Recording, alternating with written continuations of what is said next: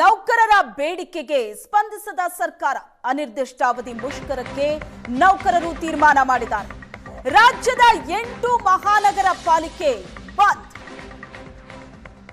ಅನಿರ್ದಿಷ್ಟಾವಧಿ ಮುಷ್ಕರಕ್ಕೆ ನೌಕರರು ತೀರ್ಮಾನ ಮಾಡಿದ್ದಾರೆ. ರಾಜ್ಯದ 8 ಮಹಾನಗರ ಪಾಲಿಕೆ ಬಂದ್. ಮಂಗಳೂರು, ಬೆಂಗಳೂರು ಬಿಟ್ಟು 8 ಪಾಲಿಕೆಗಳು ಬಂದ್ ಆಗಲಿದೆ. ತುಮಕೂರು, ದಾವಣಗೆರೆ, ಕಲಬುರಗಿ, ಹುಬ್ಬಳ್ಳಿ, ಮೈಸೂರು, ಶಿವಮೊಗ್ಗ, ಬೆಳಗಾವಿ ಮತ್ತು ವಿಜಯಪುರ ಪಾಲಿಕೆಗಳು ಬಂದ್. ಮಂಗಳೂರಿನಲ್ಲಿ ಭಾರಿ ಮಳೆ, ರೆಡ್ ಅಲರ್ಟ್ ಹಿನ್ನೆಲೆ ಸಾರ್ವಜನಿಕರಿಗೆ ತೊಂದರೆ ಆಗದಂತೆ ಪಾಲಿಕೆ ಓಪನ್ ಆಗಿದೆ. ಸರ್ಕಾರ ಬೇಡಿಕೆ ಈಡೇರಿಸೋ ತನಕ ಬಂದ್ ಮುಂದುವರಿಯುತ್ತೆ. ರಾಜ್ಯ ಸರ್ಕಾರಕ್ಕೆ ಪಾಲಿಕೆ ನೌಕರರು ಎಚ್ಚರಿಕೆ ಕೊಟ್ಟಿದ್ದಾರೆ. ಪಾಲಿಕೆ ಸಿಬ್ಬಂದಿ ನಡೆಸ್ತಾ ಇರುವಂತ ಮುಷ್ಕರ, ಇದಕ್ಕೆ ಸರ್ಕಾರ ಸ್ಪಂದಿಸಿಲ್ಲ. ಪಾಲಿಕೆ ನೌಕರರು ಒಂದಷ್ಟು ಬೇಡಿಕೆ ಇಟ್ಟಿದ್ದಾರೆ.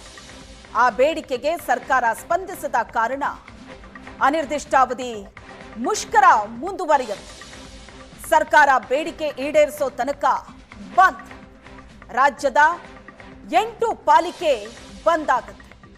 ಯಾವುದೇ ಕಾರ್ಯನಿರ್ವಹಿಸೋದಿಲ್ಲ, ಸಿಬ್ಬಂದಿ ಕಾರ್ಯನಿರ್ವಹಿಸೋದಿಲ್ಲ. ಪಾಲಿಕೆಯಲ್ಲಿ ಆಗಬೇಕಾದಂತಹ ಕೆಲಸ ಕಾರ್ಯಗಳು ಸ್ಥಗಿತ ಆಗುತ್ತೆ. ಆದರೆ ಬೆಂಗಳೂರು ಮತ್ತು ಮಂಗಳೂರು ಪಾಲಿಕೆ ಕಾರ್ಯನಿರ್ವಹಿಸುತ್ತೆ. ಮಂಗಳೂರಿನಲ್ಲಿ ಸಿಕ್ಕಾಪಟ್ಟೆ ಮಳೆ ಸುರಿತಾ ಇದ್ದು ರೆಡ್ ಅಲರ್ಟ್ ಜಾರಿಯಾಗಿದೆ. ಸಾರ್ವಜನಿಕರಿಗೆ ತೊಂದರೆ ಆಗಬಾರದು ಅನ್ನೋ ಕಾರಣಕ್ಕೆ ಸಿಬ್ಬಂದಿ ಕಾರ್ಯನಿರ್ವಹಿಸುತ್ತಿದ್ದಾರೆ. ಕೆಲ ಸಿಬ್ಬಂದಿ ಬೆಂಗಳೂರಿನಲ್ಲಿ ನಡೀತಾ ಇರೋ ಪ್ರತಿಭಟನೆಯಲ್ಲಿ ಭಾಗಿಯಾದ್ರೆ ಮುಕ್ಕಾಲು ಭಾಗದಷ್ಟು ಸಿಬ್ಬಂದಿ ಕಪ್ಪು ಪಟ್ಟಿಯನ್ನ ಕಟ್ಟಿಕೊಂಡು ಪಾಲಿಕೆಯಲ್ಲಿ ಕೆಲಸ ಮಾಡುತ್ತಿದ್ದಾರೆ. ಈ ಬಗ್ಗೆ ಹೆಚ್ಚಿನ ಡೀಟೇಲ್ಸ್ ಅನ್ನ ಕೊಡ್ತಾರೆ ನಮ್ಮ ಪ್ರತಿನಿಧಿ ರಕ್ಷಾ ಸಂಪರ್ಕದಲ್ಲಿದ್ದಾರೆ. ರಕ್ಷಾ, ಪಾಲಿಕೆ ನೌಕರರು ಒಂದಷ್ಟು ಬೇಡಿಕೆಗಳನ್ನ ಮುಂದೆ ಇಟ್ಟು ಪ್ರತಿಭಟನೆ ನಡೆಸ್ತಾ ಇದ್ರು. ಆದರೆ ಸರ್ಕಾರ ಈ ಬೇಡಿಕೆಗೆ ಸ್ಪಂದಿಸದ ಕಾರಣ ಈಗ ಪಾಲಿಕೆ ನೌಕರರು ಹೇಳ್ತಾ ಇರೋದು ಅನಿರ್ದಿಷ್ಟಾವಧಿ ತನಕ ನಾವು ಮುಷ್ಕರವನ್ನ ಮುಂದುವರಿಸ್ತೀವಿ ಅಂತ.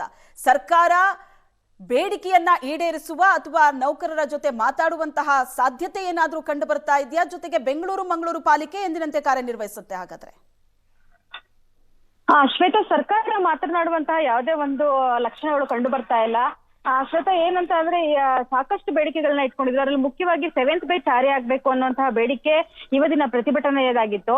ಇವತ್ತು ಕೂಡ ಸಾಕಷ್ಟು ಎಲ್ಲಾ ಮಹಾನಗರ ಪಾಲಿಕೆಗಳಲ್ಲಿಯೂ ಕೂಡ ಸಾಕಷ್ಟು ಸಾರ್ವಜನಿಕರಿಗೆ ತೊಂದರೆ ಆಗಿದೆ ಅಂತ ಹೇಳ್ಬೋದು. ಒಂದು ಜನನ ಮರಣ ಪ್ರಮಾಣ ಪತ್ರದಿಂದ ಹಿಡಿದು ಕಂದಾಯಕ್ಕೆ ಸಂಬಂಧಪಟ್ಟಂತಹ ವಿಚಾರಗಳಾಗಿರ್ಬೋದು, ಆರೋಗ್ಯ ಇಲಾಖೆಗೆ ಸಂಬಂಧಪಟ್ಟಂತಹ ವಿಚಾರಗಳಾಗಿರ್ಬೋದು, ಸಮಾಜ ಕಲ್ಯಾಣ ಇಲಾಖೆಗೆ ಸಂಬಂಧಪಟ್ಟ ವಿಚಾರಗಳು, ಜೊತೆಗೆ ಕಾಮಗಾರಿಗಳಿಗೆ ಸಂಬಂಧಪಟ್ಟ ವಿಚಾರಗಳಿಗೂ ಕೂಡ ಪ್ರತಿಯೊಬ್ಬ ಸಾರ್ವಜನಿಕರು ಕೂಡ ಡಿಪೆಂಡ್ ಆಗಿರೋದು ಪಾಲಿಕೆ, ಮಹಾನಗರ ಪಾಲಿಕೆಗಳನ್ನೇ ಆಗಿರ್ತಕ್ಕಂಥದ್ದು.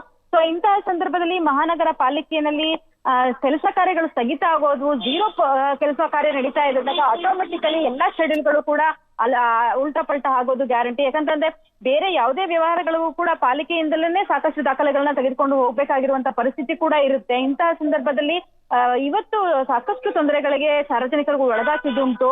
ಇಡೀ ವ್ಯವಸ್ಥೆಯಲ್ಲಿ ಎಲ್ಲಿಯೂ ಕೂಡ ಅಂದ್ರೆ ಮಂಗಳೂರು ಮಹಾನಗರ ಪಾಲಿಕೆಯನ್ನ ಹೊರತುಪಡಿಸಿದ್ರೆ 9 ಮಹಾನಗರ ಪಾಲಿಕೆಗಳಲ್ಲಿ ಯಾವುದೇ ಕೆಲಸಗಳು ಕೂಡ ಆಗಿಲ್ಲ. ಟೋಟಲಿ ಎಲ್ಲರೂ ಕೂಡ ತಮ್ಮಿಚ್ಛೆಯಂತೆಯೇ ಗೈರಾಜರಾಗಿದ್ರು ಕೂಡ ಸ್ವಯಂ ಪ್ರೇರಿತವಾಗಿ ಗೈರಾಜರಾಗುವ ಮೂಲಕ ಪ್ರತಿಭಟನೆಯಲ್ಲಿ ಭಾಗವಹಿಸಿದ್ರು. ಕೆಲವು ಕಡೆ ಆಯಾ ಮಹಾನಗರ ಪಾಲಿಕೆಗಳಲ್ಲೇ ಭಾಗವಹಿಸಿದ್ರೆ, ಒಂದಷ್ಟು ಜನ ಬೆಂಗಳೂರಿನ ಫ್ರೀಡಂ ಪಾರ್ಕಿಗೆ ಆಗಮಿಸಿ ಪ್ರತಿಭಟನೆಯಲ್ಲಿ ಭಾಗವಹಿಸಿದ್ರು. ಸೊ ಆ ಹಿನ್ನೆಲೆಯಲ್ಲಿ ಅಂದ್ರೆ ಬೆಂಗಳೂರು ಮಹಾನಗರ ಪಾಲಿಕೆಯಲ್ಲಿ ಕೆಲಸ ಕಾರ್ಯಗಳು ಸ್ಥಗಿತಗೊಂಡ ಹಿನ್ನೆಲೆಯಲ್ಲಿ ಯಾವ ರೀತಿಯಾದಂತಹ ಸಮಸ್ಯೆಗಳಾಗಿದೆ ಅನ್ನೋದು ಮನಗಂಡು ಇವತ್ತು ಬಿಬಿಎಂಪಿಯ ಮುಖ್ಯ ಆಯುಕ್ತರಾಗಿರುವಂತಹ ಮಹೇಶ್ವರ್ ರಾವ್ ಬಂದು ಮಾತುಕತೆಯನ್ನು ಕೂಡ ನಡೆಸಿದ್ರು ಫ್ರೀಡಂ ಪಾರ್ಕ್ ನಲ್ಲಿ ಸಿಬ್ಬಂದಿಗಳ ಜೊತೆಲಿ, ಹಾಗೆ ಅಧಿಕಾರಿ ವರ್ಗಗಳ ಜೊತೆಲಿ ಅವ್ರನ್ನ ಕನ್ವಿನ್ಸ್ ಮಾಡುವಂತ ಪ್ರಯತ್ನ ಮಾಡಿ ಅದರಲ್ಲಿ ಯಶಸ್ವಿಯಾಗಿದ್ದಾರೆ.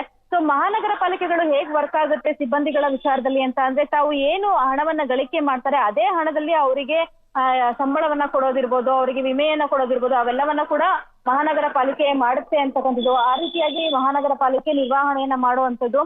ಸರ್ಕಾರದಿಂದ ಯಾವುದೇ ರೀತಿಯಾದಂತ ಸಿಬ್ಬಂದಿಗಳಿಗೆ ವೇತನಕ್ಕಾಗ್ಲಿ ಅಥವಾ ಖರ್ಚು ವೆಚ್ಚಗಳಿಗಾಗ್ಲಿ ಯಾವುದೇ ಹಣ ಬರೋದಿಲ್ಲ. ಏನ್ ಸಂಪಾದನೆಯನ್ನ ಮಾಡ್ತಾರೆ ಮಹಾನಗರ ಪಾಲಿಕೆ ಅಂದ್ರೆ ಬೆಂಗಳೂರಿನ ಟ್ಯಾಕ್ಸ್ ಅನ್ನ ಏನ್ ಕಲೆಕ್ಟ್ ಮಾಡ್ತಾರೆ ಅದ್ರಲ್ಲೇನೆ ಬೆಂಗಳೂರಿನ ಬಜೆಟ್ ಏನಾಗುತ್ತೆ ಆ ಬಜೆಟ್ ನಲ್ಲೇನೆ ಖರ್ಚು ವೆಚ್ಚ ಹಾಗೆ ಸಿಬ್ಬಂದಿಗಳ ಸಂಬಳ ಎಲ್ಲವದಕ್ಕೂ ಕೂಡ ಹಣವನ್ನ ಮೀಸಲಿಡಲಾಗುತ್ತೆ.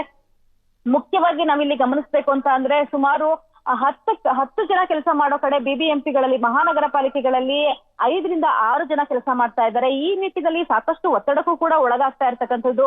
ಸಿಕ್ಕಾಪಟ್ಟೆ ಹಾರ್ಟ್ ಅಟ್ಯಾಕ್ ಕೇಸ್ಗಳಾಗಿರ್ಬೋದು, ಹಾಗೇನೆ ಹೆಲ್ತ್ ಇಶ್ಯೂಸ್ಗಳಾಗಿರ್ಬೋದು, ಅವು ಕೂಡ ಆಗ್ತಾ ಇದೆ. ಒತ್ತಡಕ್ಕೆ ಒಳಗಾಗ್ತಾ ಇದ್ದೀವಿ. ನಮ್ಗೆ ಆ ಒತ್ತಡದಿಂದ ಮುಕ್ತಿ ಬೇಕು ಅಂತಂದ್ರೆ ಸಿಬ್ಬಂದಿಗಳನ್ನ ನೇಮಕಾತಿ ಮಾಡ್ಕೊಳ್ಬೇಕು ಅಂತಕ್ಕಂಥದ್ದು ಕೂಡ ಪ್ರಮುಖ ಬೇಡಿಕೆಗಳಲ್ಲಿ ಒಂದಾಗಿರ್ತಕ್ಕಂಥದ್ದು. ಹಾಗೆ 7th ಪೇಮೆಂಟ್ ಏನಿದೆ ಅದು ಕೂಡ ನಮ್ಗೆ ಇಂಪ್ಲಿಮೆಂಟ್ ಆಗ್ಬೇಕು. ರಾಜ್ಯ ಸರ್ಕಾರಿ ನೌಕರರಿಗೆ ಯಾವ ರೀತಿಯಾಗಿ ಸಂಬಳ ಬರ್ತಿದೆ ಅದೇ ರೀತಿಯಾದಂತಹ ಸಂಬಳ ನಮಗೂ ಕೂಡ ಬೇಕು ಅಂತಕ್ಕಂಥದ್ದು. ಹಾಗೆ ಆರೋಗ್ಯ ವಿಮೆ ಬೇಕು ಅಂತಕ್ಕಂಥದ್ದು. ಈ ರೀತಿಯಾಗಿ ಪ್ರಮುಖವಾದಂತಹ ಬೇಡಿಕೆಗಳನ್ನ ಇಟ್ಕೊಂಡು ಇವತ್ತು ಮಹಾನಗರ ಪಾಲಿಕೆಗಳು ಸಂಪೂರ್ಣವಾಗಿ ಕೆಲಸವನ್ನ ಸ್ಥಗಿತಗೊಳಿಸಿ ಪ್ರತಿಭಟನೆಯನ್ನ ಮಾಡಿದ್ವು. ಕೆಲವೊಂದು ಕಡೆ ಬಲವಂತವಾಗಿ ಕೆಲಸವನ್ನ ಮಾಡಿಸುವ ನಿಟ್ಟಿನಲ್ಲಿ IAS ಆಫೀಸ್ಗಳ ವಿರುದ್ಧನೇ ಇವತ್ತಿನ ಪ್ರತಿಭಟನೆಗಾರರು ತಿರುಗಿ ಬಿದ್ರು. ಅವರನ್ನೇ ಗೆರಾವು ಹಾಕಿ ಅವರನ್ನೇ ಕೊನೆಗೆ ತಮ್ಮ ಪ್ರತಿಭಟನೆ ನಡೀತಿರುವಂತ ಸ್ಥಳಕ್ಕೆ ಕರ್ಕೊಂಡು ಬಂದದ್ದು ಕೂಡ ನಡೀತು. ಈ ರೀತಿಯಾಗಿ ಸಾಕಷ್ಟು ಘಟನೆಗಳಿಗೆ ಇವತ್ತು ಈ ಪ್ರತಿಭಟನೆ ಸಾಕ್ಷಿ ಆಯ್ತು ಅನ್ನೋದು. ಸದ್ಯಕ್ಕೆ ಬೆಂಗಳೂರು ಮಹಾನಗರ ಪಾಲಿಕೆಯ ನೌಕರರು ಸಿಬ್ಬಂದಿಗಳು ಕನ್ವಿನ್ಸ್ ಆಗಿದ್ದಾರೆ. ಆದ್ರೆ ಈ ಕನ್ವಿನ್ಸ್ ಮಂಗಳೂರಿನಲ್ಲಿ ಮಳೆ ಆಗ್ತಿರೋ ನಿಟ್ಟಿನಲ್ಲಿ ಇವತ್ತು ಕೂಡ ಅವರು ಕೆಲಸಕ್ಕೆ ಹಾಜರಾಗಿದ್ರು, ನಾಳೆಯೂ ಕೂಡ ಹಾಜರಾಗ್ತಾರೆ. ಅದನ್ನ ಹೊರತುಪಡಿಸಿದ್ರೆ 8 ಮಹಾನಗರ ಪಾಲಿಕೆಯವರು ಕೂಡ ನಾಳೆನೂ ಕೂಡ ಪ್ರತಿಭಟನೆಯನ್ನ ಮುಂದುವರಿಸ್ತೀವಿ ಅನ್ನುವಂತಹ ಒಂದು ಮಾತನ್ನ ಹೇಳಿದ್ದಾರೆ. ಮುಷ್ಕರ ನಿರಂತರವಾಗಿ ನಡೆಯುತ್ತೆ ಅನ್ನುವಂತಹ ಮಾತನ್ನ ಹೇಳಿದ್ದಾರೆ. ಶ್ವೇತಾ, ರಕ್ಷಾ ಹಾಗೆ ಸಂಪರ್ಕದಲ್ಲಿರಿ.